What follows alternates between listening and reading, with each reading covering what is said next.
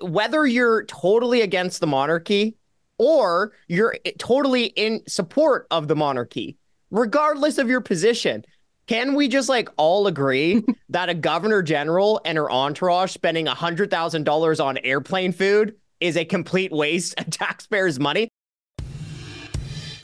This is the Canadian Taxpayers Federation podcast, where we are fighting for lower taxes, less waste, and more accountable government. I'm Chris Sims. I'm the Alberta Director here in Lethbridge, Alberta, the Promised Land. Franco Terrazzano is our Federal Director. He's at our embassy. Hey, Franco, in Ottawa. And Nicolas Gagnon is our Quebec Director. Hi, in La Belle Province. Thanks for joining us this episode. So we're going to go over a few things, but I wanted to start off with one of our favorite subjects. And every now and then I wish the podcast could be our phone calls that happen earlier in the week. Franco and Nicolas, who wants to start off with the Governor General and how much that position is paid? And I think that they just got a big whopping pay hike, or there's one coming. What's going on? So as you already mentioned, the Governor General is expecting to cash in another pay raise this year, actually the third pay raise in 3 years, or the sixth pay raise in 6 years. Basically, this year, $1,000 more every month, or $11,200. That's what Mary Simon will be able to bring back home, thanks to taxpayers again. And so that is thanks to the investigation from our journalist, Ryan Thorpe, that did some freedom to access information in order to get those details off. But yes, I think that many people might be shaking their head right now, wondering, why would the Governor General have such a pay raise this year? Why would she receive a salary of $362,000 a year?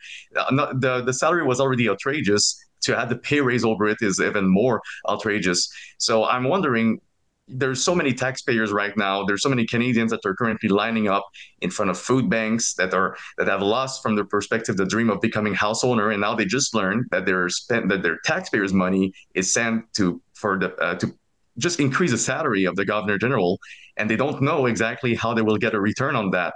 So yes, it is quite outrageous. But the worst part is that this is just the tip of the iceberg, because we know that the Governor General, as much as the former occupants of Rideau Hall, are still cashing in a lot of benefits, a lot of perks. And so this is just the tip of the iceberg. But sincerely, I think that nobody wanted to see that this year. Hey, Yeah. let me just break some of that down, because what you just said there, Nicolas, is absolutely crazy. So number one, the Governor General's salary is now like $363,000. As if we have to pay someone a $363,000 salary for a largely symbolic role. I mean, come on. The pay raise this year alone, 11,200 smackers. So like, in what world are taxpayers getting so much extra value from the Governor General to warrant almost an extra $1,000 every month, right? But as Nick says, like, this pay raise for the Governor General is happening year after year after year after year. And so Simon was appointed, I believe it was like around the summertime of 2021. So she's been in the role for less than 3 years. And over those less than 3 years, she's gotten 3 pay raises for a total amount of $34,000, bringing her salary now to $363,000. So that's a crazy amount. Nicolas, you mentioned that that's just the tip of the iceberg when it comes to all the crazy perks and expenses. So why don't you tell our listeners just what we're all paying for? Where should I start? Because there's a lot of them, but I think that the first that we can mention at this point is the pension. As we all know, the Governor General, and without regards for the number of years that they serve, they have access to a full pension of $150,000 a year as soon as they get out of office, or at the end of the mandate. They have access to an expense account of up to $200,000, even up to 6 months after their death. And that is not just for Mary Simon. That is as true for any other former Governor General as well. And that is just to add, for example, the $130,000 expense account for clothes. Every mandate, the Governor General can spend $130,000 of taxpayers' money for new clothes. That doesn't make any sense at all. But you can also add to it the fact that there's a lot of foreign travel that is happening. We learned a lot about how the taxpayers' money was spent for up to $100,000 on catering food when the delegation of the Governor General was traveling in the Middle East. waste, or when they spent $71,000 for ice limos to avoid to walk for 9 minutes when they visited Iceland in October 2022. Sorry. So those are just the different perks that they have access to. Sadly, there's been a lot of requests for reforms from different organizations such as ours, and sadly, to this point, the politicians have been very blinded to that, or have not been able to provide real reforms to the institution. I just wanted to put a point on what you just said there about the international travel. Okay. So for our listeners who understand the Commonwealth, who understand we are part of the Commonwealth, yes, Canada is a constitutional monarchy. We are not a republic. In order to get legislation passed officially into law, we literally need a royal stamp of approval on that. So the Governor General's role, regardless of what human being happens to be occupying that office, the Governor General's role is to be His Majesty the King's representative in Canada. In Canada. Meaning there is no reason whatsoever or need for the Governor General of Canada to go out and about abroad on the taxpayer dime. He or she could stay within the geographical territory of this country the entire term, never leave the country, and still do their job. Further, they have provincial counterparts. A lot of people don't know this. There are provincial counterparts of the Governor General in every single provincial capital. They also have to officially approve legislation. They do so, by the way, at a fraction of the cost of the federal Governor General. So for any folks who are saying, oh, well, what do you want to do? Throw everything away? No, you don't have to. Number one, you could leave all that fancy international travel up to His Majesty the King Charles III and his descendants who are running things through the firm out of Buckingham Palace, right? The Windsors. She doesn't need to leave, or he doesn't need to leave. Whoever the Governor General is never needs to leave Canada. Further, they could do so way more economically, and they only need to use the provincial capitals as an example.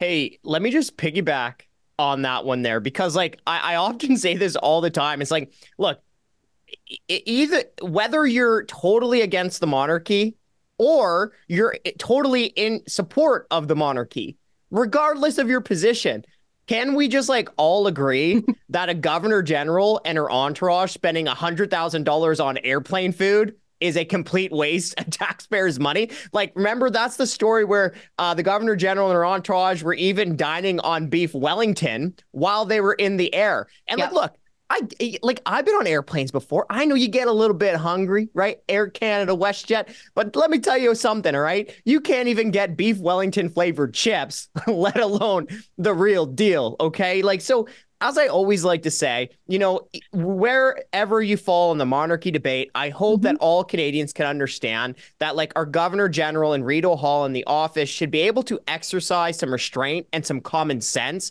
and to cut out this type of wasteful spending, especially at a time when so many Canadians are just struggling with the price of hamburger meat. But before we move on, I just also want to highlight some of the crazy spending that Nicholas said.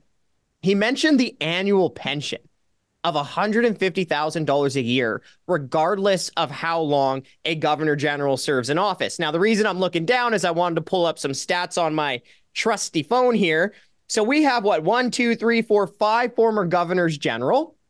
And if they continue to collect their pension to the age of 90, that'll cost taxpayers more than 18 million smackers. Now, let me highlight one other part here. As Nicholas said, it doesn't matter how long they serve, they still get the pension. So then you end up with problems like the Julie Payette pension problem, where she served in the role for a little bit more than 3 years. And if she continues to collect her pension to the age of 90, that'll cost taxpayers more than $4 million. Serve for a little bit more than 3 years, collect more than $4 million potentially. And the last one that I just want to highlight is the expense account, where a former Governor General can leave office, then still bill you, the taxpayer, for more than $200,000 every year for the rest of their lives and up to 6 months after they pass. Franco, we appreciate those numbers, I think. I can speak on behalf of our listeners. You know, guys, it's one thing to say, oh, well, it's a waste of money. Okay. It's another thing to actually like pull out the calculator and start doing this math on behalf of Canadians and say, whoa, think of where that money could otherwise be spent, right? That money could otherwise be paying for nurses or police officers, or could be reducing your taxes. It could be going to all sorts of other things instead of going into pensions and lifetime office expenses for people who happen to serve as the Governor General. Do we want to get into our T-shirt? Do you want to show your T-shirt? I think this is a good time, Franco, to bust out the T-shirt on how much otherwise Canadians could be paid to serve the role of Governor General. Are we ready for this? This is how much this could cost it. Yeah, and the reason we got this T-shirt, let me just pull it up here, folks. This is like one of my favorite T-shirts. You can tell it's a little bit wrinkly because I wear it all the time. Can you see it? I'd be Governor General for a poutine. Is that how you pronounce that, Nicholas? That would be a poutine, actually. It's Chris's Albertan accent kicking in. Yeah, I'd be Governor General for a poutine. Folks, you can grab that shirt. Just head over to taxpayer.com, go to our store, and check out Rito Hall's wardrobe. And the reason that we came up with these awesome T-shirts, I literally wear it way too much. Ask the girlfriend, she'll tell you. And the reason we came up with these shirts is because, look, it almost seems like the federal government thinks that we need to pay $363,000 a year to get someone to be the Governor General. But like, I think there's so many more Canadians out there who would do it for far less. And I know our friend Nicholas would even do it for a poutine.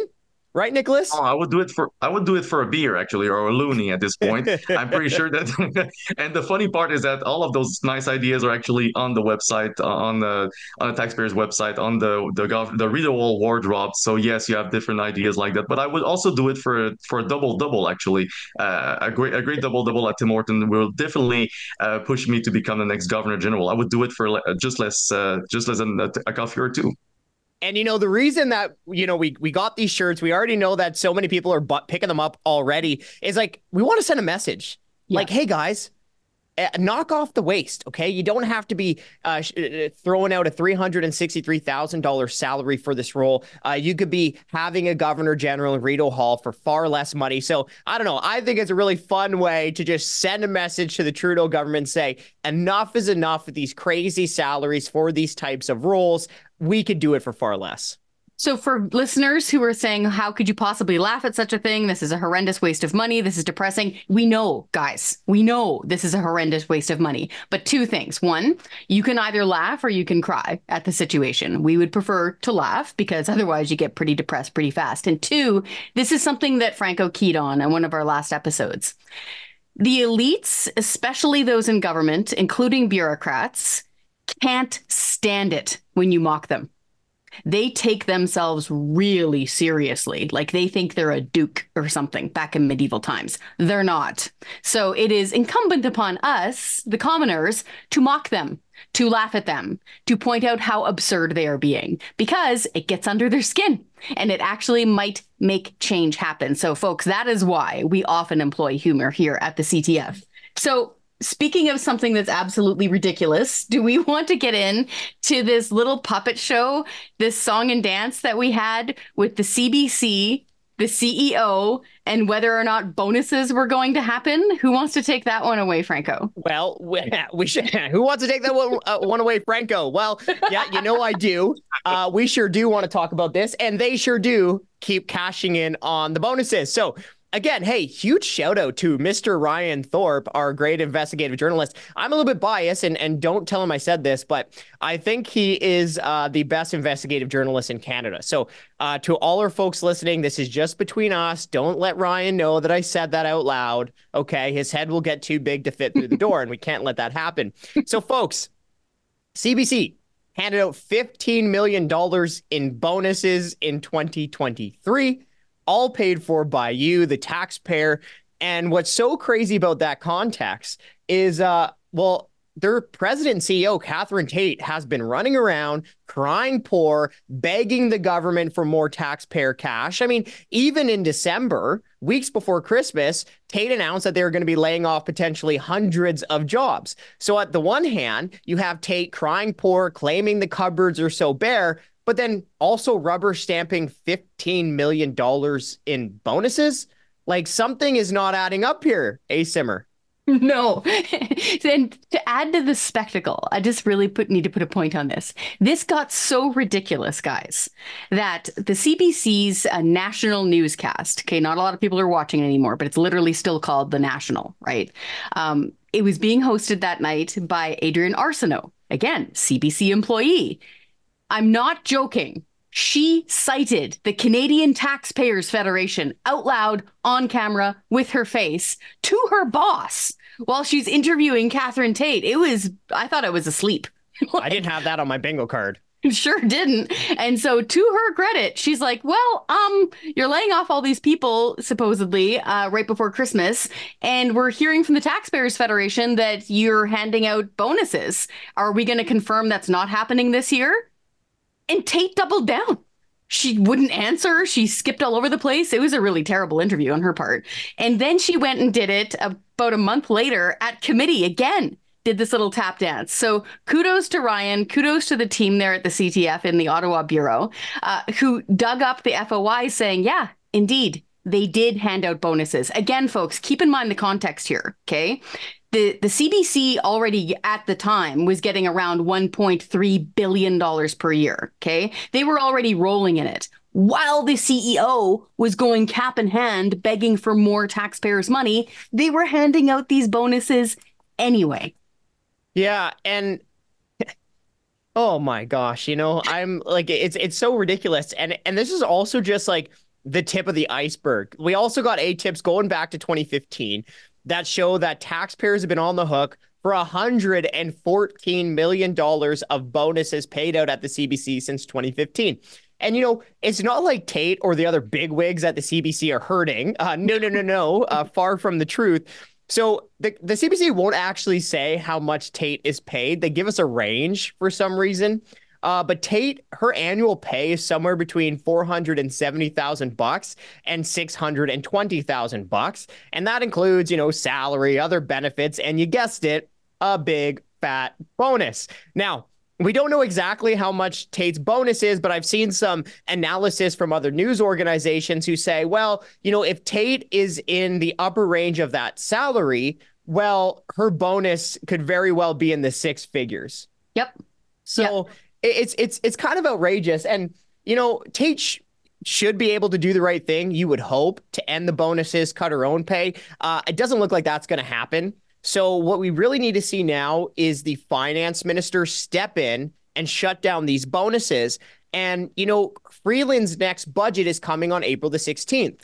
Well, in her last budget, she said she would find about $1 billion in savings in the Crown corporations over the next couple of years. Well, a pretty obvious way to find some savings is to end these taxpayer-funded bonuses at the CBC and the other Crown corporations. I just finished writing a piece. I don't know when it's going to be printed. It was a bit of a deep dive, kind of a compilation of all of this stuff with the CBC and making the argument as to why we need to defund it. And some of the other elements that I found, thanks to Blacklock's reporter, who don't take government money. They do great investigative journalism as well there in Ottawa. They dug up the fact, Franco and Nick, that the CBC will quite often say, right, what's their justification for existing? Oh, well, we provide vital programming for Indigenous Canadians that they can't get anywhere else. Well, Blacklock's reporter found this document and did the math, guys. They spent around $6 million-ish in change on Indigenous programming for one of their most recent fiscal years. That is 0.3% of their total funding. So, folks, next time you hear that justification, keep that number of 0.3% in mind. Further, this is what really got me during Tate's performance at the Heritage Committee. So we see the CBC ratings plummeting. Very few people are watching it, right? Tate had to, of course, admit this because it's a fact at the committee. But she said, we're making up for it through GEM, which is the CBC's online app portal for people to watch streaming services. Okay, what's the next logical question? How many people are subscribed to GEM? We don't disclose that. So there was this kid that I had in elementary school. He was a buddy of mine. He swore he could turn invisible, but only when you weren't looking at him. Ah. That's what this is like, guys. So we're not getting the accountability and we're getting all of these bills through the CBC. So again, thank you guys so much for doing this work in Ottawa, exposing the waste at the CBC, because it lends our argument it's time to defund it. Hey, can I just give a shout out to the Canadian Taxpayers Federation supporters? So yes, please. And look, like I know like sometimes this kind of sounds grim, but I just want to like illustrate how your support is really making a difference here. So to start, no Canadian would even know of these bonus figures being paid out at the CBC if it wasn't for your support, which allows great investigative journalists like Ryan to dig up this type of information, because none of this is like publicly available in their annual reports. The only reason Canadians know about this is because the Canadian Taxpayers Federation got the numbers through access to information requests. And the second thing, like, Chris, you've been following this a lot longer and closer than I have from the media perspective. Like, when was the last time a president and CEO or a head of the CBC has been dragged into a committee to testify on bonuses? No, like, I've never seen that. No, right. Actually, I've never seen it. It would have been considered like a little bit sacrilegious to even think of doing such a thing before. So yeah, huge. But because of our CTF supporters who are allowing this work to be done, you actually had members of parliament bring the CBC head to committee, and members of parliament from every single party was like, what are you doing? Like, why are you handing out taxpayer-funded bonuses, especially given the context? Members from all of the different parties. And not only that, after this new round of bonus figures that we just put out were publicized, the Conservatives are trying to bring Tate back to committee to answer for the new round of bonuses. So all of that work is essentially because of you folks. I'm not even essentially, is because of you folks who support the Canadian Taxpayers Federation, who reach out to politicians, and who are pushing all the time. So I just want to give a huge kudos and a huge thank you to all of our listeners and all of the supporters of the Canadian Taxpayers Federation. Amen. It wouldn't be possible without them. Is that your taxpayer pro tip? Is that your your kudos, or do you have more lessons? I'm going to double down. I'm going to double down and shamelessly plug my favorite T-shirt. Again, wow, beautiful. Look at that. Did your cat sleep on that, or no? Well, he sleeps on everything. Yeah, Ludwig. He's a good guy. Of course. So, folks, shamelessly plugging again, head over to taxpayer.com, go to our store, visit Rideau Hall's wardrobe, check out the show notes. We'll include a link there, and pick up one of these awesome shirts and send the government a pretty funny message that, hey, we don't need to be forking over $363,000 a year for a governor general. So just one more time, taxpayer.com, check out the store, visit Rideau Hall's wardrobe, or just check out the show notes. Yeah, and snap a picture of yourself wearing the awesome shirt with or without your cat sleeping on you and post it on the interwebs, because we want to help mock them. Nicholas, what is your taxpayer pro tip? At the end of the show, we like to do a roundup and give folks some pro tips at the end of the podcast. What's yours? Well, at this point, I think that the best pro tip I could provide is not just for taxpayers, but mainly to the bureaucrats at Rideau Hall. If they don't want to be mocked, I think that the best way for them is to be more transparent, more accountable. So I guess it's time for great bureaucrats in Ottawa to actually show what a responsible government is, and to make sure that the office of the Secretary of the Governor General is subject to freedom of information requests. All of the information that we have provided about the perks and the salary of the Governor General were obtained thanks to the I would say a lot of digging from our investigative journalists, but that work should not have to be done. It should already be transparent. It should already be provided all the time. And if they don't want taxpayers to mock them with a nice T-shirt, they should also try to, I don't know, cut on some of those expenses, abolish all international travel of the Governor General, except for the meetings with the monarchy in London and UK. That is something that we are all expecting to happen. We just want them to understand the message, and if they want them to, if they want to receive the message more clearly, I think that the best way for us to send that message is to have taxpayers to show that they would do that job for less than a poutine or less than a coffee or a loonie or something like that. I think that mockery is a very good message for us. So but the best pro tip I could provide right now is for the bureaucrats. They must listen to taxpayers, and they must take this very seriously. Excellent pro tip. Mine is more Alberta based, but it concerns someone who I imagine is pretty popular with a lot of our listeners here on the podcast. And my pro tip is to Alberta Premier Danielle Smith. I think this is a safe place for me to admit. I know a lot of people really like the Premier. I totally get that. I like her too. This is not personal, but she has got to pay attention to what I'm about to say. Do not raise your provincial fuel tax here in Alberta. Especially don't raise your provincial fuel tax here in Alberta on the same day that Prime Minister Justin Trudeau is cranking up his carbon tax. Okay? Most Albertans love the pushback against Ottawa. They understand they're fighting the good fight on all sorts of different fronts, but you must maintain vigilance over your finances here at home too. So for folks who don't know what's going on, of course, on April 1st, Prime Minister Justin Trudeau is cranking up his carbon tax. It's going to be going up at the pumps for gasoline and diesel. It's also going to be going up on stuff like home heating, on natural gas. What a lot of people don't know is that right now here in the province of Alberta, our provincial fuel tax is partially suspended. It's at 9 cents per litre. Well, during the last budget, they quietly noted they're cranking it back up to 13 cents per litre on April 1st. So that tax hike provincially at the pump is going to be more than the federal carbon tax increase. So do not do this. Number one, it's wrong. People can't afford it. People are really strapped, including here in Alberta. Number two, comms-wise, communications, this looks terrible. You can't just fight Ottawa verbally and then financially punish Alberta drivers. So this is my taxpayer pro tip. Please, directly to Premier Danielle Smith, pause this fuel tax hike. Don't go through with it. So that is my impassioned plea / taxpayer pro tip to the government of Alberta. You got to walk the talk too. Folks, are we ready to wrap up? Do you want me to send people along to our beautiful website, gentlemen?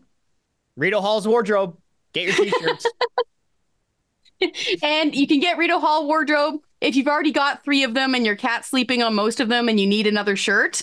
This one is really good too, because it kind of covers all of the bases. So folks, head on over to our website, taxpayer.com, click the t-shirt link there and push back with joy on the federal government. That's how you can help us stand up for taxpayers.